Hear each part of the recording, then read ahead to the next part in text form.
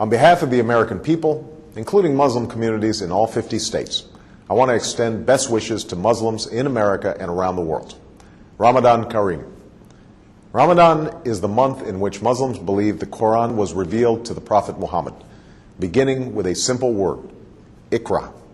It is therefore a time when Muslims reflect upon the wisdom and guidance that comes with faith, and the responsibility that human beings have to one another and to God.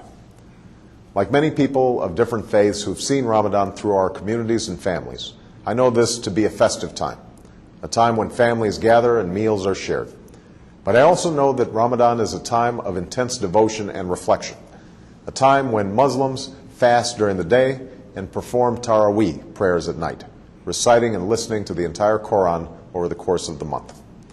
These rituals remind us of the principles that we hold in common, and Islam's role in advancing justice, progress, tolerance, and the dignity of all human beings. For instance, fasting is a concept shared by many faiths, including my own Christian faith, as a way to bring people closer to God, and to those among us who cannot take their next meal for granted.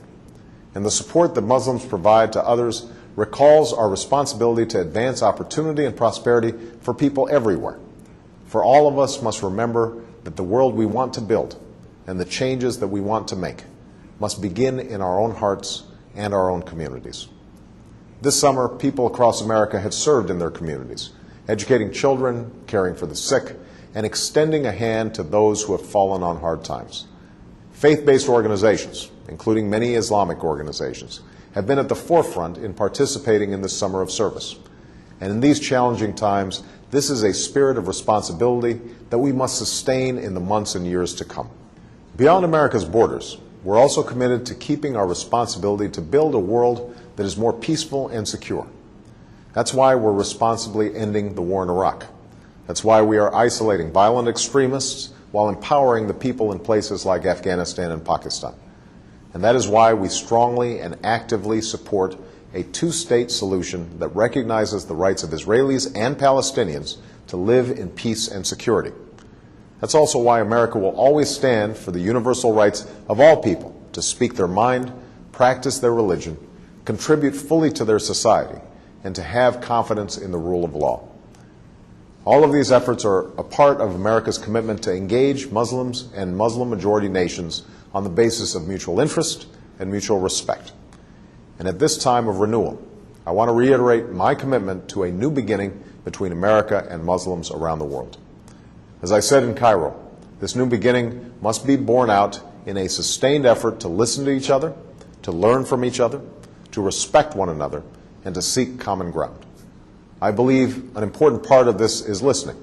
And in the last 2 months, American embassies around the world have reached out not just to governments, but directly to people in Muslim-majority countries. And from around the world, we have received an outpouring of feedback about how America can be a partner on behalf of people's aspirations. We have listened.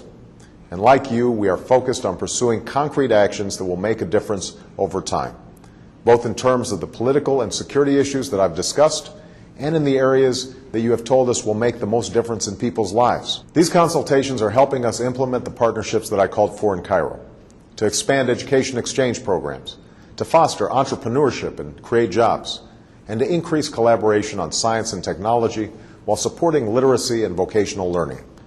We're also moving forward in partnering with the OIC and the OIC member states to eradicate polio, while working closely with the international community to confront the common health challenges like H1N1, which I know is of particular concern to many Muslims preparing for the Hajj. All of these efforts are aimed at advancing our common aspirations, to live in peace and security, to get an education and to work with dignity, to love our families, our communities, and our faith. It will take time and patient effort. We cannot change things overnight, but we can honestly resolve to do what must be done while setting off in a new direction toward the destination that we seek for ourselves and for our children. That is the journey that we must travel together. I look forward to continuing this critically important dialogue and turning it into action. And today, I want to wish Muslims across America and around the world a blessed month as you welcome the beginning of Ramadan. May God's peace be upon you.